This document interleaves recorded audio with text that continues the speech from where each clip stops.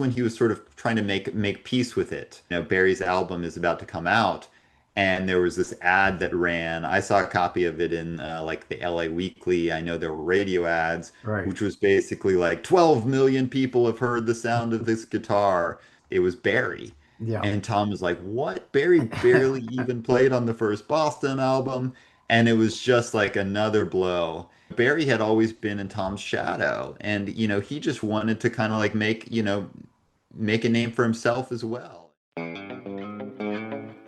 T-Bone is on the other side. T-Bone is on the other side. T-Bone, Prime Cuts, podcast on the other side. T-Bone, Prime Cuts. The talk space where musicians matter. Could you tell us a little bit about the album Barry Goudreau and some of the other band members recorded while as you put it, Schultz was running the clock on Ahern, and more importantly, the aftermath. Yeah, I mean, so what was going on is right. So let's think about this timeline here. 1976, the Boston debut comes out. Then we have Don't Look Back in 78.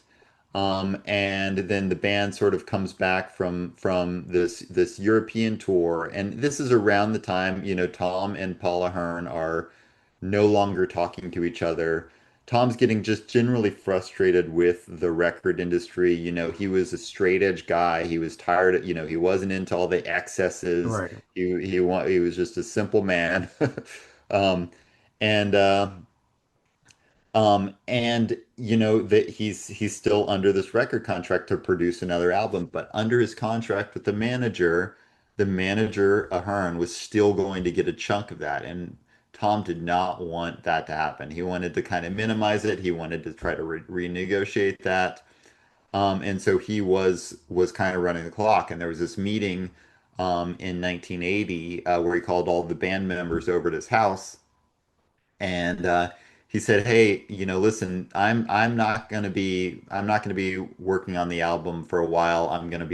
He was gonna be fixing up his studio. He was gonna be trying to sort things out with the Hearn, and he told everybody, "Hey, if you want to do a solo project, go for it." Um, and the person who jumped at this was Barry Goudreau. Goudreau's the guy who taught Tom, how to play guitar. He taught him some Right. of the tricks. And he was also like, he was kind of the guy who was also, he loved to be on stage. He loved performing.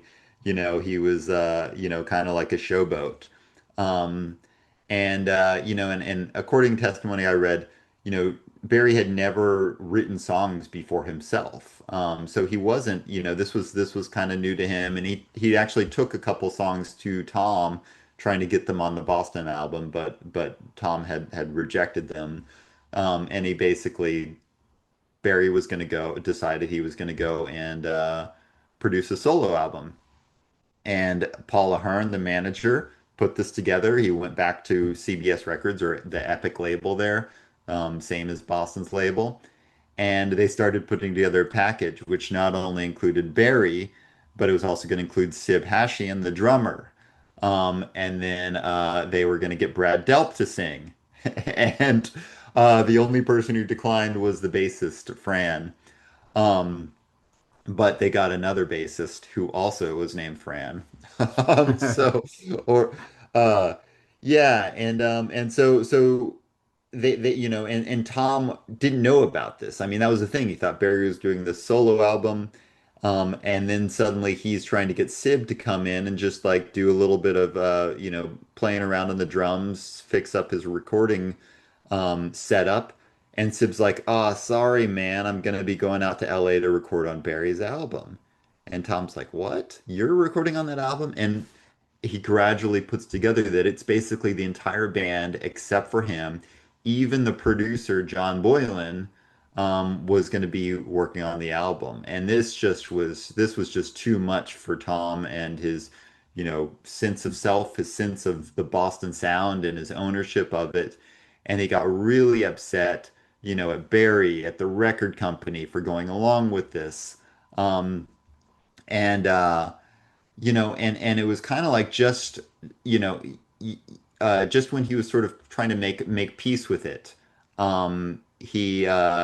Barry's album is about to come out, and there was this ad that ran. I saw a copy of it in like the LA Weekly. I know there were radio ads, Right. which was basically like 12 million people have heard the sound of this guitar, and it was Barry. Yeah. And Tom was like, "What? Barry barely even played on the first Boston album." And it was just like another blow. And I think for Barry, Barry had always been in Tom's shadow, and he just wanted to kind of like make a name for himself as well, and so it was really hurtful to him, and things eventually blew up, basically that following spring, where Tom evidently was still saying some pretty angry, had some pretty angry feelings, and Barry announced that he was quitting. And this led to this huge division with the band because you may know that Barry and Brad Delp were now brothers-in-law, Yeah. because they'd married a pair of sisters who had happened to be the flight attendants on the band's plane. And so Brad, who was like less confrontational, kind of just walked out of that meeting too and wasn't willing to commit to the band. So here we are in 1980, and the band is basically falling apart.